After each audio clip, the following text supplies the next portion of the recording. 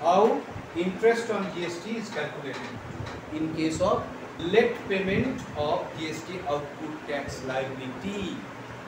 For example, at number GSTR 3B due date for February 2025 due date কবে 20th March 2025 2 number point হলো যে GSTR 3B submitted on 30th March 2025 তার মানে আমি তো 3B submit করতে পারবো না ট্যাক্সটা পেমেন্ট না করে তার মানে আমি ট্যাক্সটা পেমেন্ট করেছি 30 তারিখে তাহলে ডেজ অফ ডিলে কোন দিন 10 দিন 10 days তাহলে interest is to be calculated on output tax of rupees 1 lakh তাহলে 1 lakh into 18% 18000 divide by 365 into 10 divide by 365 into 10 বোঝা গেছে তো মিঠুন কেন ডিভাইডেড 365 ইনটু 10 হ্যাঁ 10 দিন